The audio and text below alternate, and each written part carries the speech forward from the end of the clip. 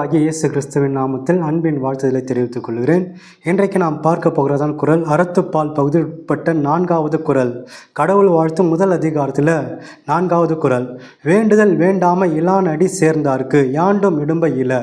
திருவள்ளுவர் என்ன சொல்கிறார் என்றால், வெறுப்பு இல்லாத தேவன், சமநிலையில் இருக்கிற தேவன், அப்படிப்பட்ட இறைவனிடத்தில் நாம் வேண்டும் போது எக்காலத்திலும் சமாதானத்தை நமக்கு கொடுக்கிறவராக இருக்கிறார்.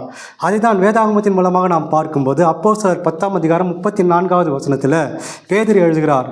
அப்பொழுது பேதுரு பேச தொடங்கி, தேவன் பட்சபாதம் உள்ளவர் அல்லவென்று, தேவன் பட்சபாதம் உள்ளவர் அல்ல. அதை தான் பவுலும் எழுதுகிறார். ரோமர் 2:11 தேவனிடத்தில் பட்சபாதம் இல்லை என்று அவர் சொல்கிறார். பட்சபாதம் இல்லாத தேவனிடத்தில் நாம் சேரும்போது, அவரிடத்தில் நாம் வேண்டும்போது, அவர் நமக்கு ஒரு நன்மையும் குறைவிடாதபடிக்கு எல்லாவற்றையும் நிறைவாய் கொடுக்கிறார். அதை தான் சங்கீதக்காரன் சங்கீதம் 34:10 சொல்கிறார். ஒரு நன்மையும் குறைவுபடாது, கர்த்தரை தேடுவர்களுக்கு ஒரு நன்மையும் குறைவுபடாது.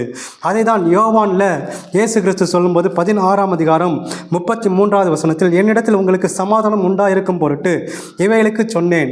உலகத்தில் உங்களுக்கு உபத்திரவம் உண்டு, ஆனாலும் திடன் கொள்ளுங்கள், நான் உலகத்தை ஜெயித்தேன். உலகத்தில் உங்களுக்கு உபத்திரவம் உண்டு, ஆனாலும் நீங்கள் தைரியமாக இருங்கள், ஏனென்றால் நான் உலகத்தை ஜெயித்திருக்கிறேன். அப்படிப்பட்ட ஜெயித்த ஆண்டவர் இன்றைக்கு நம்மோடு கூட இருந்து அப்படிப்பட்ட ஒரு தைரியத்தை நமக்கு கொடுத்து நம்மை நடத்துகிறார். இந்த உலகத்தில் எப்படிப்பட்ட துன்பங்கள் நமக்கு வந்தாலும் அதையெல்லாம் நன்மையாய் மாற்றி நம்மை ஆசீர்வதிக்கிறார். அதை தான் திருவள்ளுவர் இந்த இடத்துல சொல்லியிருக்கிறார். இந்த குறளிலே திருவள்ளுவர் இதை அறிந்திருக்கிறபடினால அது சொல்லியிருக்கிறார். நாமும் இதை அறிந்து கொண்டு அப்படிப்பட்ட தேவனிடத்தில், பட்சபாதம் இல்லாத தேவனிடத்தில் நாம் வேண்டுதல் செய்வோம். கர்த்தர் தாமே நம்மை ஆசீர்வதிப்பாராக.